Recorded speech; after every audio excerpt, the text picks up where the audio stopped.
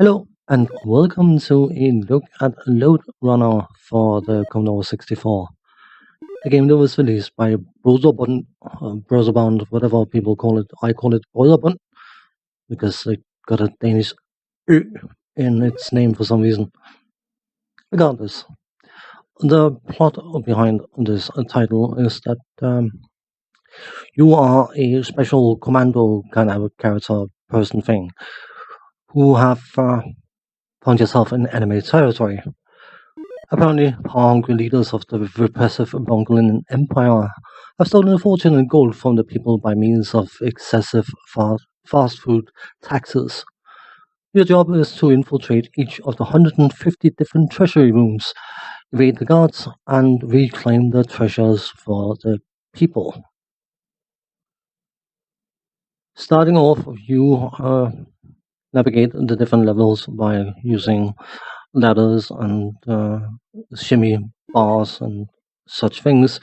And your job, of course, as mentioned before, is to gather the treasure chests on the level, which are the white boxes you can see on screen. The guards, if they run over a treasure chest, will pick it up, and you have to be aware of which guard has picked one up so you can dispose of the guard so you can pick up the treasure chest, because you need to gather them all in order to complete the level. The guards chasing you can do the same things as you can do, like shimmying and things like that, and both you and the guards have the ability to fall infinite distances without taking falling damage, which is a nice little touch, because playing this game with limited falling ability would possibly make it significantly more difficult than it already is. Your commander is not entirely defenseless. He comes equipped with a laser drill pistol, which he can use to drill through a brick surface, or he can make a hole in the brick surface. You can see in the top left screen on the current level there's some solid stones, and the laser drill pistol is not strong enough to cut through those, which is something to be incredibly mindful of, especially at later levels. Your commando can use those gaps to drop down to lower levels, or he can use them to catch guards. The holes will only last for a certain amount of time, then they will reform, and any guards trapped in a hole will try to climb out of the hole. But you can kill off the guards by making sure the hole is created sometime before the guard blunders into it, and then the hole will reform around the guard, killing the guard. But that is only a temporary respite, because the guards will respawn. However many guards is at the start of the level, the game will make sure to resupply any guards taken out, so there will always be that amount of guards to contend with. The advantage or disadvantage, because it can be a disadvantage on certain levels, is the fact that the guards will start at the respawn point instead of anywhere near you. From a graphical point of view, you could argue that the graphics are somewhat basic. Certain people would even use the term simplistic, which I think is a bit harsh. Bear in mind, of course, this game was released in 1983, but also bear in mind that the use of this graphical style was perhaps a happy accident, because it is what I would consider timeless. It doesn't stand out as being super excellent, but it doesn't stand out as being horrifically bad either. It is one of those happy middle grounds where it will always be totally acceptable to look at. And while the animation involved in the game is relatively basic, it supports the graphics extremely well, and everything is running and looking smooth, and as such, the graphics are entirely functional.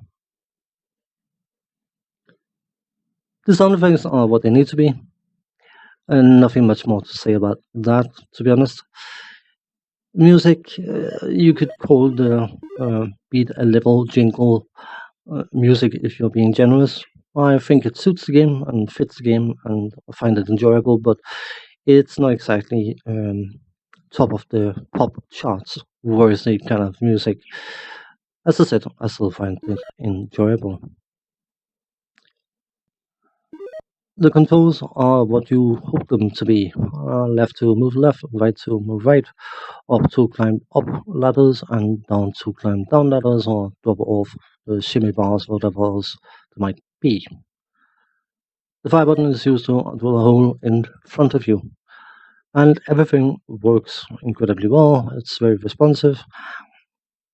The hit detection is definitely a last pixel kind of thing. So if you dig a hole in front of a guard and the guard drops into it, you need to make absolutely sure that the falling animation is completed before you try to run over the guard, or it will be considered that you have been touched by the guard, causing you to lose a life.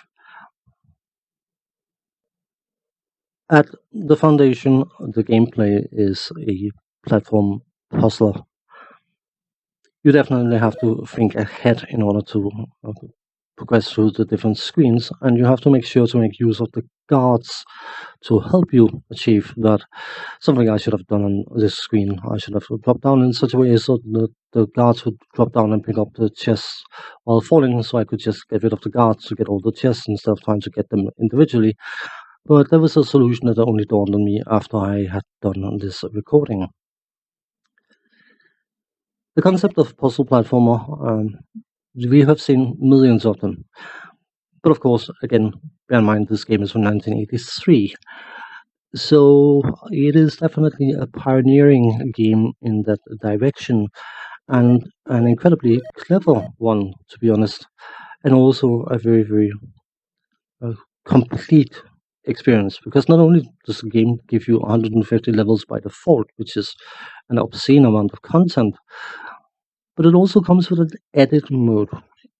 So you can open the editor and start designing your own levels, and if you have a blank floppy disk available, you can save those levels and share those levels with other of your friends who owns the game, and you can have fun doing that.